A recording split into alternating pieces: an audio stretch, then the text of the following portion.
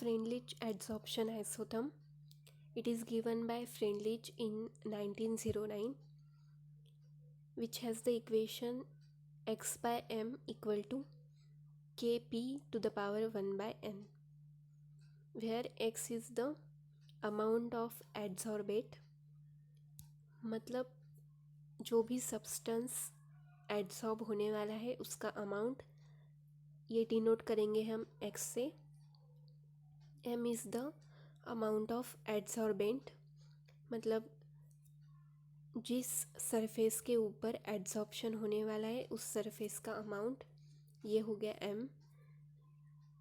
p is the pressure और k and n are the constant depending on nature of adsorbent and adsorbate. जो substance एडसॉर्ब होने वाला है और जिस सब्सटेंस पर एडसॉर्प्शन होने वाला है, ऐसे एडसॉर्बेंट और एडसॉर्बेट, इनके नेचर पे डिपेंड होगा k और n की value. Equation 1 is only applicable to adsorption of gases on solid. Example के लिए अगर हम लेंगे तो मेटल सरफेस के ऊपर अगर गैसेस मतलब एयर के मॉलिक्यूल अगर एडसॉर्ब होते हैं तो इस केस में क्या हो गया, मेटल है हमारा सॉलिड और एयर के मॉलिक्यूल्स है गैसेस, तो ऐसे केसेस में इक्वेशन 1 एप्लीकेबल होता है अगर एडसॉर्प्शन हो रहा है गैसेस का सॉलिड के ऊपर। इन केस ऑफ सॉल्यूशन, अगर हमें किसी लिक्विड सॉल्यूशन का स्टडी करना है तो ऐसे केस में इक्वेशन 1 को हम ट्रांसफॉर्म करेंगे।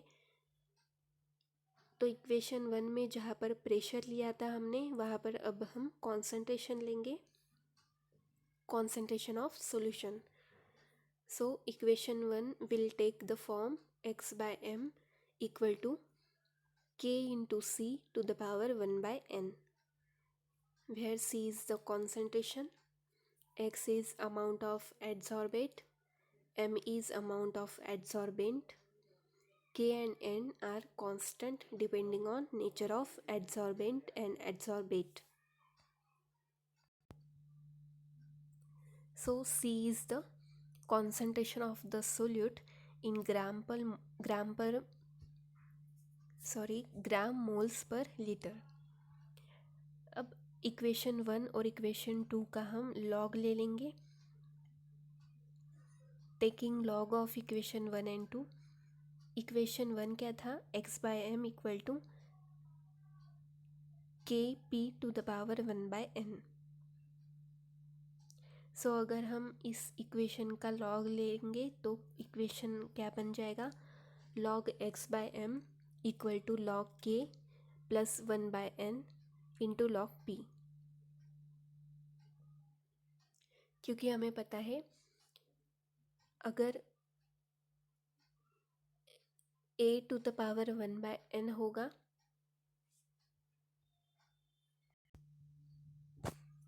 तो जब हम लॉग निकालते हैं इस इक्वेशन का तो हमें मिल जाता है 1 by n log a। तो ऐसे ही फॉर्मूला के बेसिस पर हम इस इक्वेशन को लिख सकते हैं log k plus 1 by n into log p। अब अगर हम इस इक्वेशन को रीअरेंज कर देंगे तो इसी इक्वेशन को हम क्या लिख सकते हैं, log x by m equal to 1 by n log p plus log k। This is the equation 3। और अगर हम इक्वेशन 2 का लॉग लेंगे तो हमें मिलेगा log x by m equal to log k plus 1 by n into log c। और अगर इस इक्वेशन को हम रीअरेंज करेंगे तो हमें मिलेगा log x by m equal to 1 by n log c plus log k, equation number 4।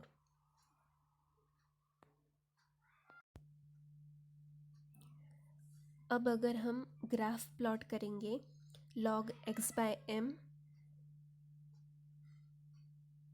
और log p या log c, सॉलिड के केस में log p और सॉल्यूशन के केस में log c ये लेंगे हम x एक्सिस पर और y एक्सिस पर लेंगे log x/m, क्योंकि जो इक्वेशन 3 एंड 4 है हमारा, उसका फॉर्म क्या है, जनरल इक्वेशन का फॉर्म y = mx + c।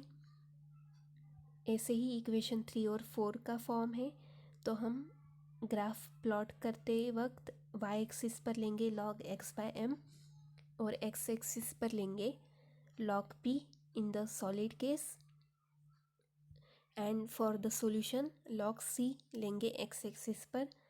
तो जो हमें ग्राफ मिलेगा उसका स्लोप है पॉजिटिव, इसलिए हमें स्ट्रेट लाइन मिलेगी इस ग्राफ के लिए।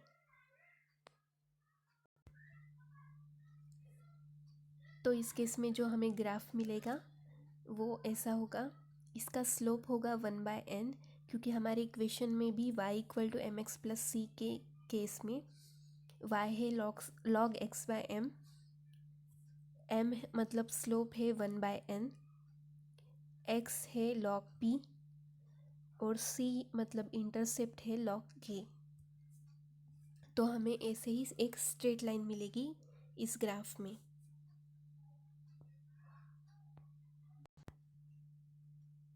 अभी इस Langmuir adsorption isotherm Freundlich adsorption isotherm, इसके लिमिटेशन क्या है, it is valid over a certain range of pressure only, सिर्फ कुछ प्रेशर के रेंज पर ही ये वैलिड है इक्वेशन।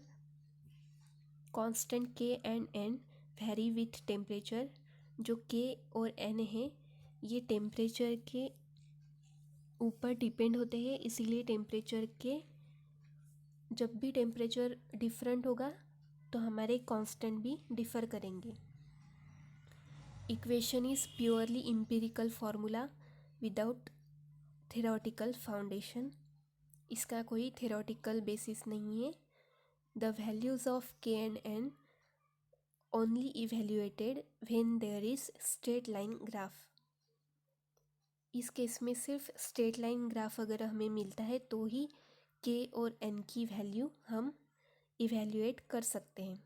सो ये है limitation of Freundlich adsorption isotherm.